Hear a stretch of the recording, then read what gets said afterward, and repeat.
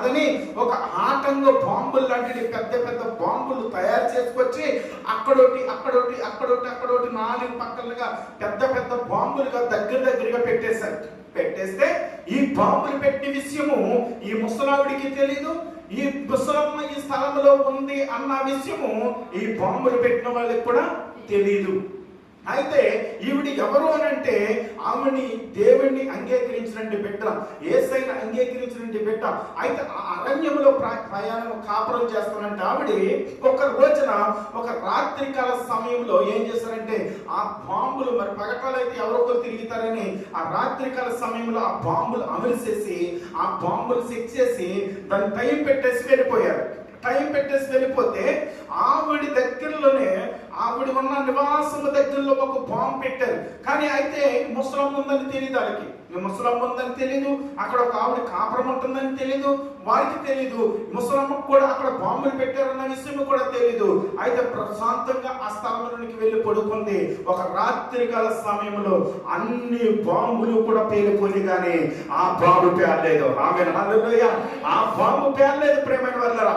అన్ని కూడా ఏం చేస్తారో తెలుసా, ఏదో బాంబులు ఎన్ని పేర్నియో అని తెల్లారి పొద్దున్న సెక్కింగ్ చేసుకుంటూ వస్తున్నారు. అయ్యా మనం పెట్టిన బాంబులు అన్నీ ఉన్నాయి, అయితే ఒకే ఒక బాంబు పేర్లేదు.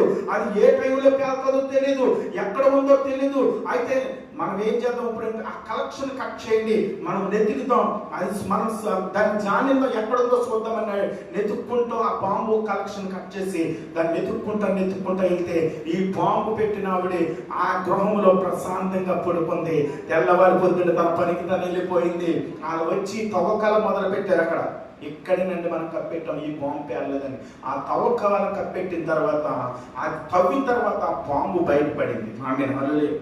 బయటపడితే తెల్లవారిన తర్వాత అయ్యా ఈ బాంబు ఎందుకు పేర్లేదు, మనము ఫిట్ చేయటము ఏమన్నా తేడా ఫిట్ చేస్తామా, లేకపోతే దీనికి కలెక్షన్ ఇవ్వలేదా ఏంటనంటే, లేదండి అన్ని కూడా కలెక్షన్ బాగానే ఇచ్చాం, అన్ని కూడా సెట్టింగ్ బాగానే చేసాం, ఇది ఎందుకు పేర్లేదు మాకు కూడా అర్థం కావట్లేదని ఈ బాంబులు పెట్టినట్టు వారు ఆ యొక్క స్పెషలిస్టులు అలా మాట్లాడుతున్న సమయంలో అది ఏం జరిగిందో తెలుసా అంటే, అప్పుడు ఒక ముసలమ్మ వస్తూ ఉంది. అలాగా ఆ ముసలమ్మ నడుచుకుంటూ వస్తుంటే, అమ్మా నీకు ఇక్కడ పని ఏంటి, నీకు ఇక్కడ పని ఏంటి, ఇక్కడ బాంబులు పెట్టాం.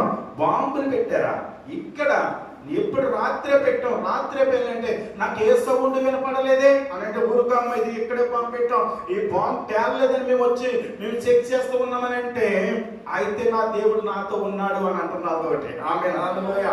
ఏంటమ్మని దేవుడు నీతో ఉండమని అంటే, అయ్యా రాత్రి నేను ప్రశాంతంగా పడుకున్నాను, నేనేం చేస్తున్నాను